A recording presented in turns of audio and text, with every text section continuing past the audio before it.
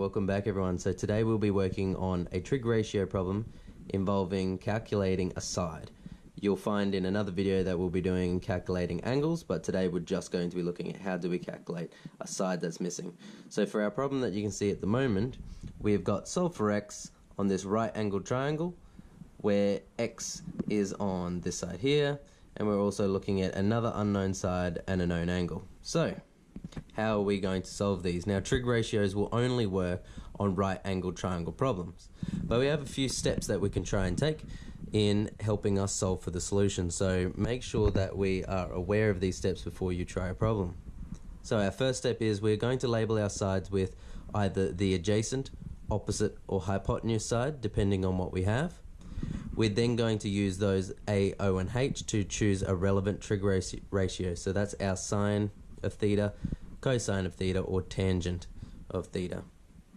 We're going to go from there and substitute in our known values, rearrange to solve for our missing variable, and then we're going to be finalizing our solution, and that's us putting our units on. And if it's a context-based question, which this one isn't, we would be providing a written solution since our problem is provided to us in a written statement. So if I'm looking at this particular question, we have got one known side which is opposite the angle, so that one conveniently is our opposite side. Our other side is located between our angle and our right angle, so that would become our adjacent side. Our hypotenuse, which is the one I'm not going to label, is the one that is always opposite our right angle triangle, and it is always the longest side of the triangle, which would be this one here. But since we are not having anything labeled on that side, we're not going to bother about it. So we are working with O and A. So we go back to our three trig ratios and go, which one has O and A? Well, obviously these two both use a hypotenuse, which we're not worrying about. So today, the tan theta is what we're going to be concentrating on as our trig ratio. So we're going to go tan theta equals opposite over adjacent. So that is our first rule of labeling, second rule of picking our appropriate trig ratio, and thirdly we're going to substitute in our known values. So we're going with tan. Our theta is our angle that we can observe, which is 35 degrees. Our opposite side is, well, currently that's what we're searching for, our unknown, so I'm going to label that with X. And our other known side is A, which is 12.5. We're going to go with that. Excellent. So now we're up to our rearranging step. So there was our third, substituting in values. So let's do a little bit of rearrangement. Division of 12.5, which requires us to do a multiplication on the other side. We can show that in some longer steps if we're required to. We would be doing tan 35 degrees equals x 12.5, with which we have a division of 12.5 currently. So what is the opposite and how can we get rid of a division of 12.5? Well, we're going to multiply by 12.5 on both sides of the equation as such, which will help us by cancelling out these two terms. That will leave us with x equals 12.5 multiplied by tan of 35 degrees, and all we're going to do is go onto our calculator and solve for our solution. Now we need to be very careful and make sure that our calculator is set in degrees. Alright, so tan 35 times 12.5. So if I go over into my calculator and I put in tan 35 and times it by 12.5, you can see our answer becomes 8.7525 blah blah blah. Now we want to round our answer to two decimal places, so x is going to be approximately equal to 8.75 meters, as our third decimal place is lower than 5. So as we come back to the original problem, our unknown side of x meters is actually 8.75 meters, and when looking at this 12.5 meters and looking at the slight angle that we have here, this is a reasonable answer. So with our next problem, I'm going to get you to hopefully pause the video for a few minutes, try and do the question on your own and see if you can come up with a solution.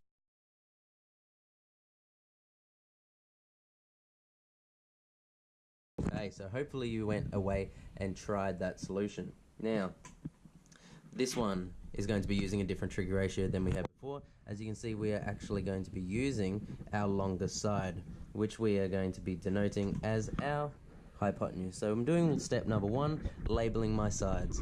So firstly we have our hypotenuse, because it is our longest side and opposite our 90-degree angle. We also have a side that is opposite a known angle, so we're going to label that with opposite.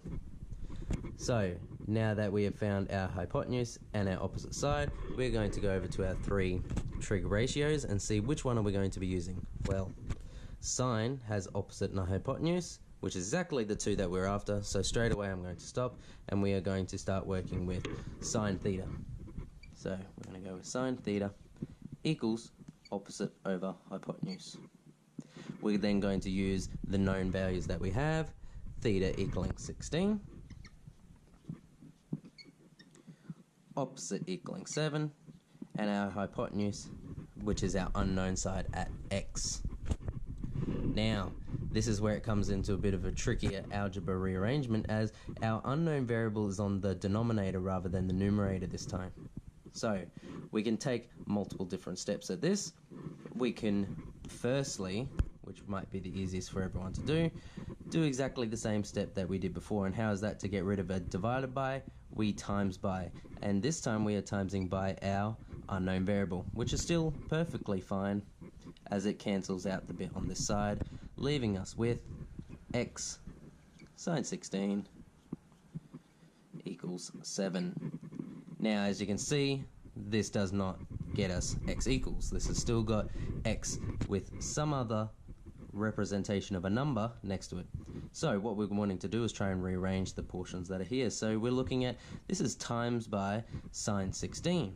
So how do we get rid of a times by sine 16?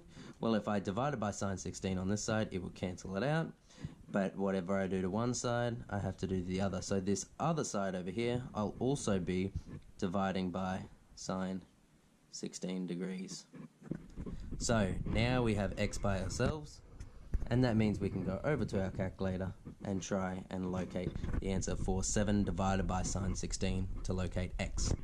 Okay, so if we have a look over at the calculator, you can see I've typed in sine 16, which gives us 0.2756, etc.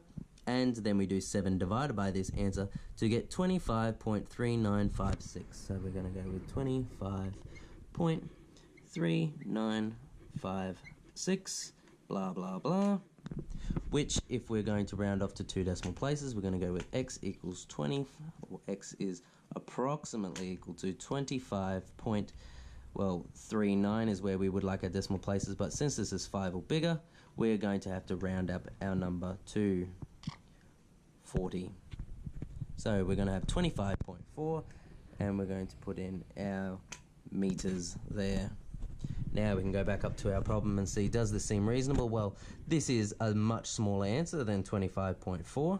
However, we've got a very small degree here, so it would be represented that this would be quite long, this would be much shorter, and this would be the longest side out of the lot. So 25.4 seems like a reasonable answer. Congratulations on completing this maths tutorial. Hopefully it was helpful to you in understanding this concept. If so, feel free to peruse our other video tutorials for a wide variety of beginner to advanced math concepts, and I will see you next time.